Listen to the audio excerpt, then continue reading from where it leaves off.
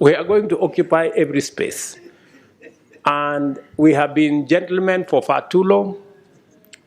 We are now going to appropriate our place because we have a contribution to make. We want to be at the table because we are told the risk of not being at the table is that you could be in the menu.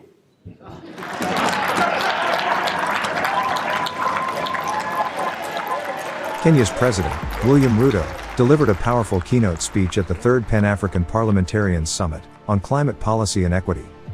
Listen closely to some of his thought-provoking sentiments. Good people, let me ask you, who said that Africa cannot be part of the solution? That when Africa is being discussed, it's only being discussed in the context of the problems. Africa has 30 to 40% of the world's minerals, including those on which the green energy transition depends. The availability of these significant deposits makes a compelling case for Africa to be a global hub for manufacturing. All we are saying is we are coming with our assets, come with investment and technology, we meet halfway and everybody wins.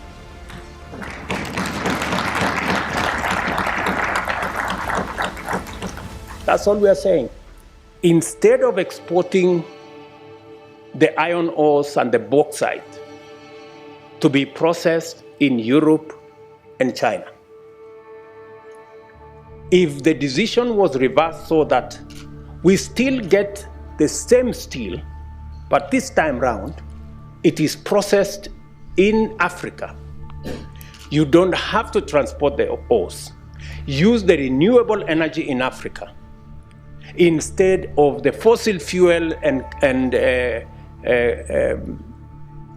carbon energy in Europe.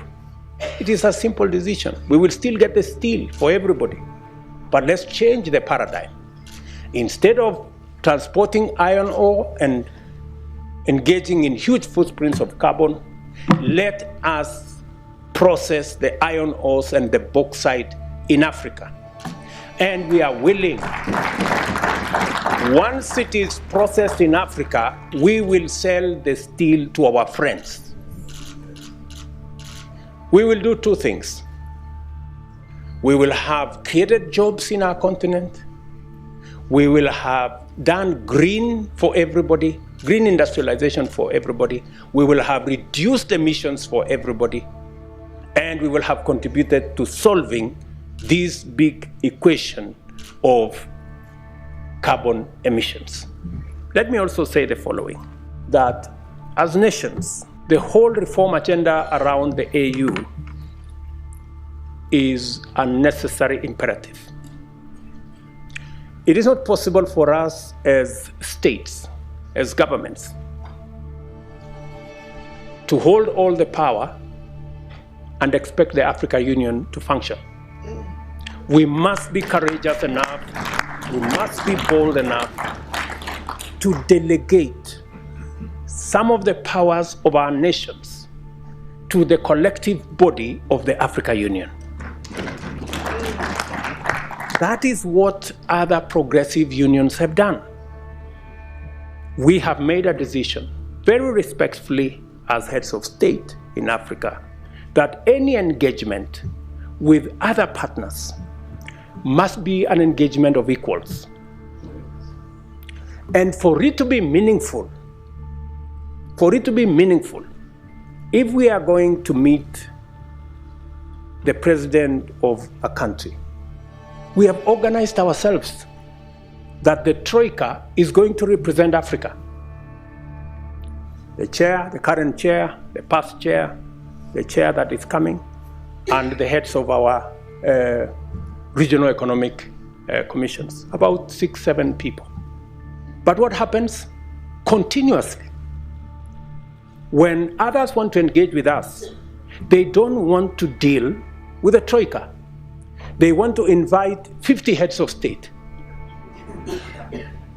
So we go to a meeting, just explain to me what kind of outcome you expect where 50 heads of state are sitting.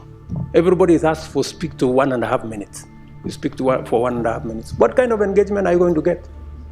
You're going to get nothing, right? The best that you get is photographs.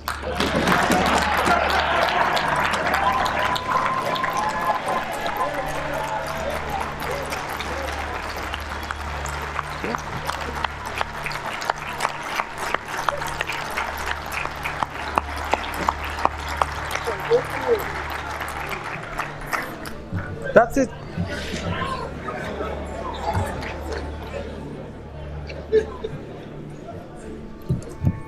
Some of the people who invite us to these meetings tell us, if you don't come, there will be consequences. So, all of us are forced to go to a meeting that has no meaningful outcome because of blackmail. This is not right, good people.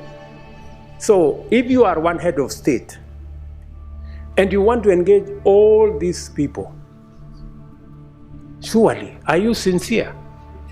You know, in engaging in a crowd? Because some of these good people, they want to avoid any commitments, you know? They want to avoid any meaningful engagement. They just want a baraza and okay, pictures, and then we go. Dinner, and then... I mean, good people, we have food in our countries, at least. We can eat at home.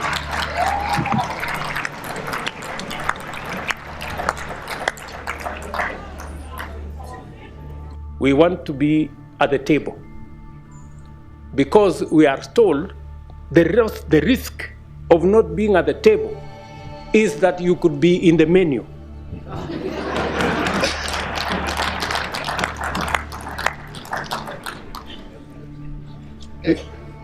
Do you understand? So, we are going to occupy every space. And we have been gentlemen for far too long. We are now going to appropriate our place because we have a contribution to make.